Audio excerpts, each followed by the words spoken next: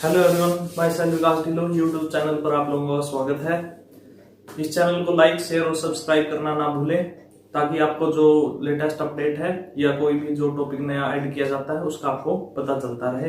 तो last topic जो हमने किया था वो इलेक्ट्रिक करंट के बारे में, device used to measure electric current. तो सीरीज में कनेक्ट किया जाता है पैरेलल में, और क्यों कनेक्ट किया जाता है, मोस्ट इंपोर्टेंट पार्ट। आज हम नेक्स्ट करने जा रहे हैं हाउ टू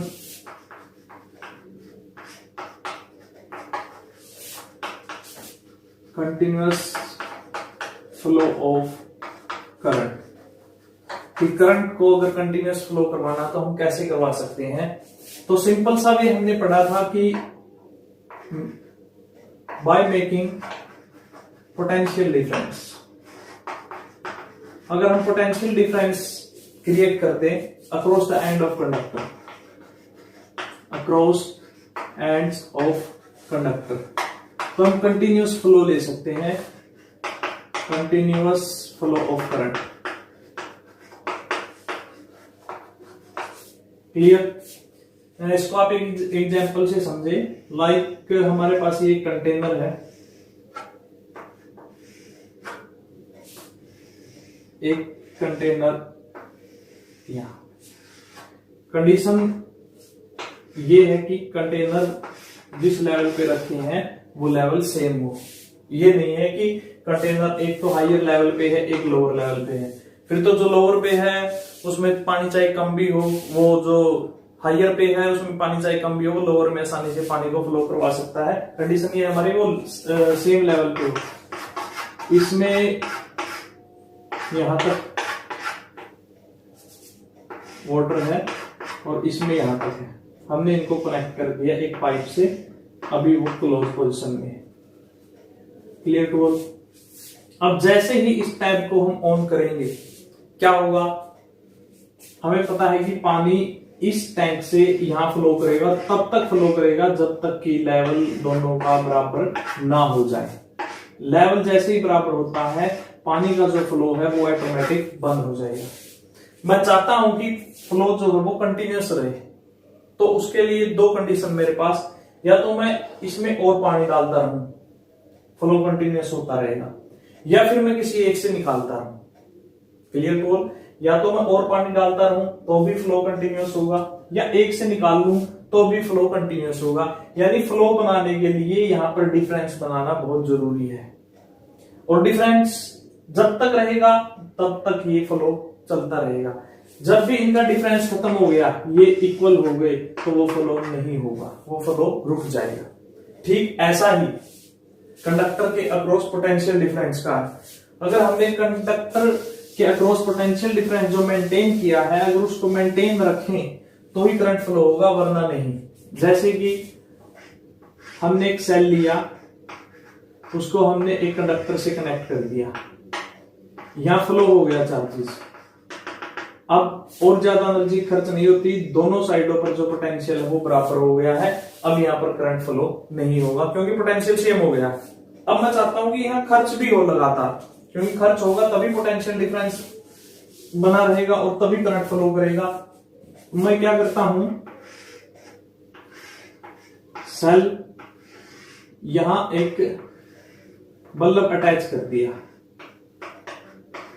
और ये टर्मिनल से हमने जोड़ दिया। अब होगा क्या, स्टार्टिंग में पोटेंशियल डिफरेंस क्रिएट होगा, यहां एनर्जी खर्च होती रहेगी, पोटेंशियल डिफरेंस बना रहेगा। एक तरफ हायर पोटेंशियल हो जाएगा, एक तरफ लोअर पोटेंशियल हो जाएगा। पहले सेम पोटेंशियल पे करंट फ्लो नहीं करता। अब क्या होगा कि यहां से जो एनर्जी वो खर्च होना स्टार्ट हो जाएगी और पोटेंशियल डिफरेंस कंटिन्यूअस बना रहेगा, और जब तक पोटेंशियल डिफरेंस बना रहेगा तब तक करंट चलता रहेगा। तो सिंपल सा वे ये तो सिर्फ समझाने के लिए था, आपको सिंपल आंसर यही देना है इसका। By making a potential difference on both ends of a conductor we can flow the charges in a conductor continuous. हम कंटिन्यूअस कंडक्टर में चार्जेस को या करंट को फ्लो करवा सकते हैं अगर हम उसके दोनों एंड्स के ऊपर पोटेंशियल डिफरेंस बना दें तो। क्लियर है? उसके बाद सेकंड, ये ज्यादा इंपॉर्टेंट पार्ट्स नहीं है बट फिर भी ये हमें करने हैं। सेकंड वन डायरेक्शन के बारे में पूछता है, direction of current. Direction of current, देखो जब इलेक्ट्रिसिटी की खोज हुई उस टाइम इलेक्ट्रॉन्स के बारे में नहीं पता था, तो जो डायरेक्शन करंट की थी वो पॉजिटिव चार्जेस यानी प्रोटॉन्स के ऊपर ही डिपेंड करती थी, क्योंकि तब तक इलेक्ट्रॉन्स का पता नहीं था। जब इलेक्ट्रॉन्स की खोज हुई तो उसके बाद हमें कन्वेंशनल डायरेक्शन है जो करंट की वो पता चली। इस जो स्टेटमेंट में है ना, वो आपको एक बात बड़े ध्यान रखनी है, डायरेक्शन ऑफ करंट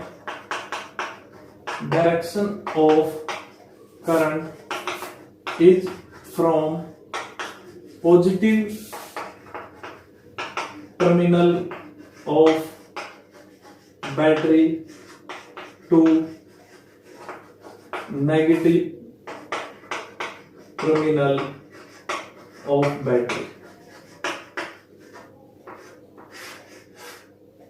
ये एक बैटरी है, इसका ये पॉजिटिव टर्मिनल है, ये नेगेटिव टर्मिनल है। क्लियर? ये कहता है कि from positive to negative terminal of a battery. क्या हम पॉजिटिव और नेगेटिव तो इंटरनल भी है, लेकिन ये हमारा गलत रहेगा। यहां एक आइन और लगाया, terminal of battery in outer circuit, ये लगाना ना भूलें। अगर आप ये नहीं लगाते हो तो आपकी स्टेटमेंट गलत है। इन आउटर सर्किट का मतलब करंट जो फ्लो करता है वो आउटर सर्किट में फ्लो करता है, आउटर सर्किट में। Clear? From positive terminal to negative terminal of a battery in a outer circuit, not inside. Inside current flow नहीं करता है, आउटसाइड। हमने आउटर टर्मिनल से, और जब भी करंट फ्लो होता है उसकी डायरेक्शन दिखाना कभी ना भूले, एरो आपको लगाना पड़ेगा। एरो लगा के हम करंट की डायरेक्शन को रिप्रेजेंट करते हैं, from positive terminal of battery to a negative terminal of battery. Clear?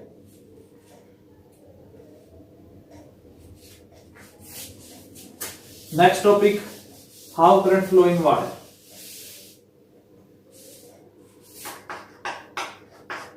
How current flow in wire.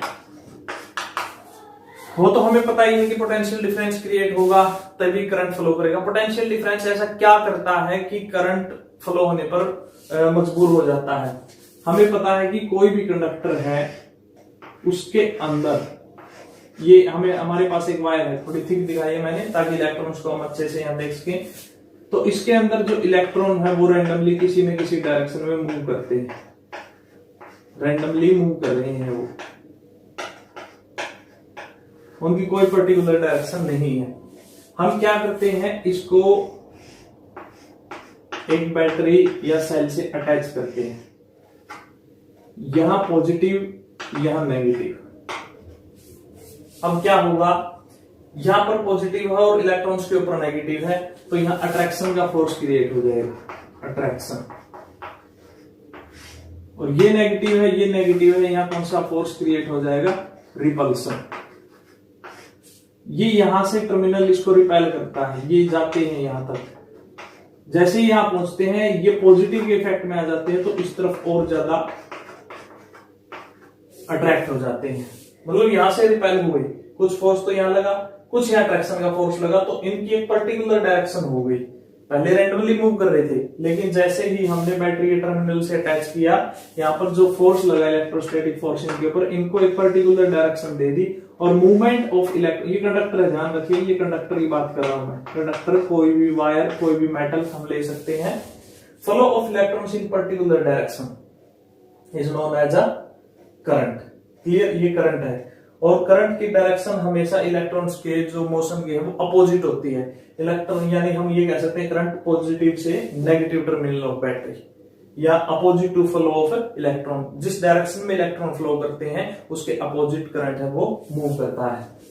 तो ये जिस वेलोसिटी से मूव करते हैं उसको ड्रिफ्ट वेलोसिटी बोलते हैं, ड्रिफ्ट वेलोसिटी। ड्रिफ्ट का मतलब होता है जो वेलोसिटी इनको धक्के से मिली हो। ठीक है, यहाँ रिपल्शन के कारण या अट्रैक्शन के कारण इनकी एक पर्टिकुलर डायरेक्शन होगी और उसमें ये मूव करना स्टार्ट करते हैं। नेक्स्ट टॉपिक जो हम करने जा रहे हैं उस पे 2 मार्क्स या 3 मार्क्स का क्वेश्चन बन जाता है, that is a circuit diagram. पहले हम इलेक्ट्रिक सर्किट करते हैं, उसके बाद आता है सर्किट डायग्राम। सर्किट डायग्राम देखो, सर्किट की स्पेलिंग तो ये होती है, लेकिन शॉर्ट फॉर्म में इसको CKT लिख देते हैं। CKT, that is a short form of circuit. So now electric circuit.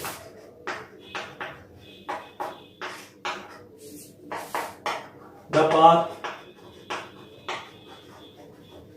along which electric current flows, or a closed path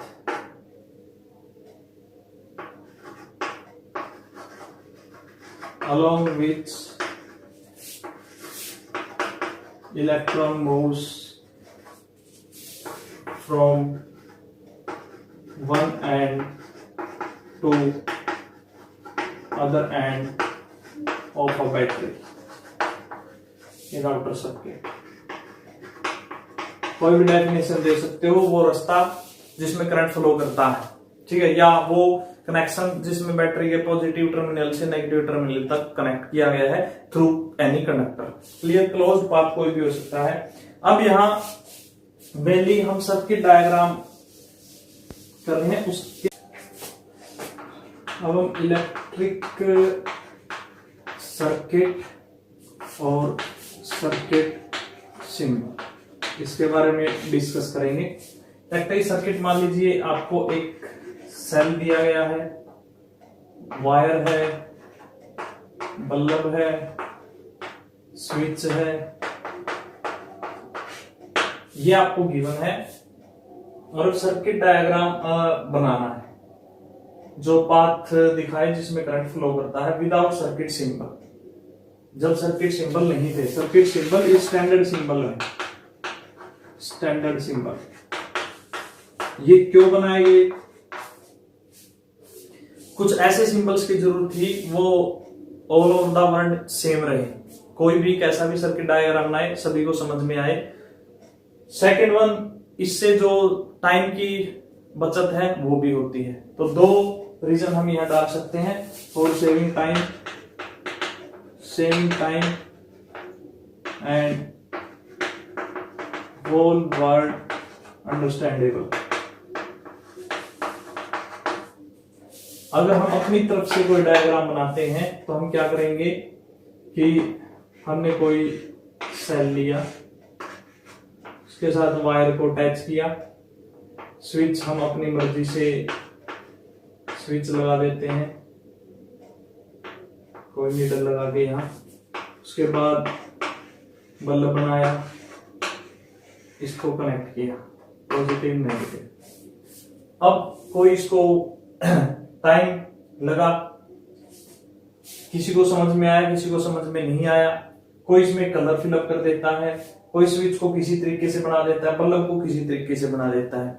इस तरीके से जो सर्किट डायग्राम बनता है उसमें मार्क्स आने के चांसेस तो कम रहते ही हैं। दूसरा, ये उसको जो हम दिखाना चाहते हैं उसको रिप्रेजेंट करता है, ये नहीं वो भी नहीं हमारे जो पर्पस को सेटिस्फाई कर पाता। इसलिए कुछ सिंबल देखे, उस सिंबल पहले हम उस सिंबल को जानते हैं, फिर उस सिंबल से ही सर्किट डायग्राम को दोबारा बनाते हैं। वायर के सिंबल के लिए सिंपल रहेगा, वो चाहे कहीं भी जा रही हो, अगर एक वायर से दूसरी वायर कनेक्ट होके जा रही है तो सिंबल ऐसे रहेगा। एक वायर से दूसरी वायर ऊपर से जा रही है लेकिन टच में नहीं है तो सिंबल ऐसे रहेगा। स्ट्रेट वायर का है, वायर में से कनेक्शन होकर दूसरी वायर गई है, एक वायर पे से दूसरी वायर गई है और उसको टच नहीं करती है। Clear to? रेजिस्टेंस का सिंबल ये रहता है। रेजिस्टेंस दो तरीके की होती है, ये तो होती है फिक्स्ड रेजिस्टेंस। रेजिस्टेंस बॉक्स आपने देखे होंगे आपकी साइंस लैब में, 3 ohm, 2 ohm, 5 ohm, that is a resistance, fixed resistance. ये है वेरिएबल, इसका एक तरीके से और डायग्राम बन सकता है लाइक दिस, इसको बोलते हैं वेरिएबल, वेरिएबल रेजिस्टेंस, जिसकी वैल्यू चेंज हो सकती है और जिसका दूसरा नाम रियोस्टेट भी है। Rheostat, variable resistance that is a fixed resistance. Ammeter का सिंबल मैंने पहले भी किया है, ए लगा के प्लस माइनस, वोल्टमीटर का वी, एक और होता है गैल्वेनोमीटर। कई बार यहाँ डिफरेंस पूछ लिया जाता है, what is the difference between ammeter, voltmeter और गैल्वेनोमीटर? सॉरी, एमीटर और galvanometer. Ammeter is also used to detect measure current and galvanometer is used for the measure current. Then what is the difference between galvanometer and ammeter? तो ammeter is used to detect and measure current. Detect भी करता है, major भी करता है कितने ampere का है. But galvanometer is a sensitive device which is used to detect very small value of current. ये स्मॉल वैल्यू नहीं बता सकता. अगर करंट थोड़ा बहुत है तो उसमें इसकी नीडल डिफ्लेक्ट नहीं होगी, लेकिन अगर थोड़ा बहुत भी है तो उसकी नीडल डिफ्लेक्ट होगी. ये करंट की प्रेजेंस को शो करता है. That is a galvanometer, sensitive instrument है.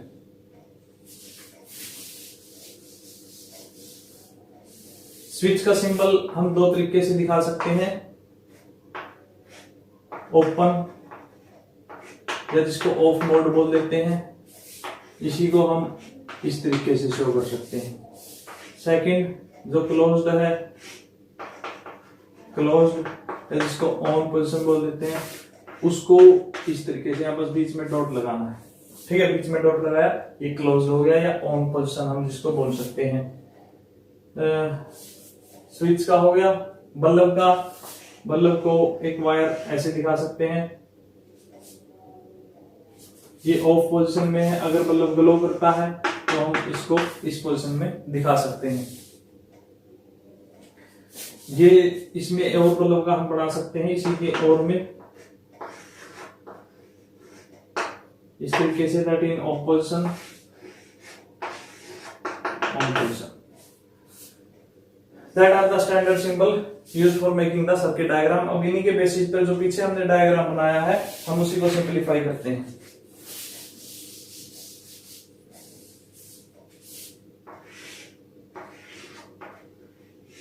That is bulb,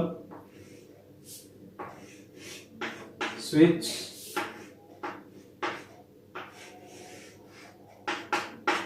cell. हाँ, सेल का रह गया. सेल को एक कैपिटल टर्मिनल, एक small terminal, that is a cell. Capital terminal है ये पॉजिटिव को दिखाता है, स्मॉल है ये नेगेटिव को दिखाता है. And battery that is a combination of two और मोर सेल. देखो कनेक्ट कैसे करना है, positive negative connect, positive negative, that is a battery of two cell. तो बैटरी ऑफ थ्री सेल पूछे, पॉजिटिव नेगेटिव कनेक्ट कर दो, पॉजिटिव नेगेटिव कनेक्ट कर दो, पॉजिटिव नेगेटिव. ये ध्यान रखना है हमें, पॉजिटिव से स्टार्ट होगी तो नेगेटिव पे एंड करना है, नेगेटिव से स्टार्ट करो तो पॉजिटिव पे एंड करना है. ये सर्किट डायग्राम अभी हम इसमें करंट की डायरेक्शन शो नहीं कर सकते. क्यों? क्योंकि अभी स्विच ऑफ है. जैसे ही हम स्विच ऑन करेंगे करंट हमको दिखाना है, that is a positive terminal to negative terminal of a battery या सेल. Clear to all? तो इस बेसिस पे हमारा टाइम भी है वो बचा है, और जो सर्किट डायग्राम है उसमें जो स्टैंडर्ड सिंबल यूज हुए उनसे ये पता चल जाता है कि हमने स्विच इस्तेमाल किया, बल्ब इस्तेमाल किया है या सेल इस्तेमाल किया है. तो दैट्स ऑल फॉर टुडे. तो आप जितने भी स्टैंडर्ड सिंबल से सर्किट डायग्राम बना सकते हो उनको बनाने की कोशिश कीजिए. इस टॉपिक के ऊपर बेस्ड कोई अगर क्वेश्चन है तो उसको आप कहीं भी किसी भी बुक से सॉल्व करने की कोशिश कीजिए. Thank you and have a nice day.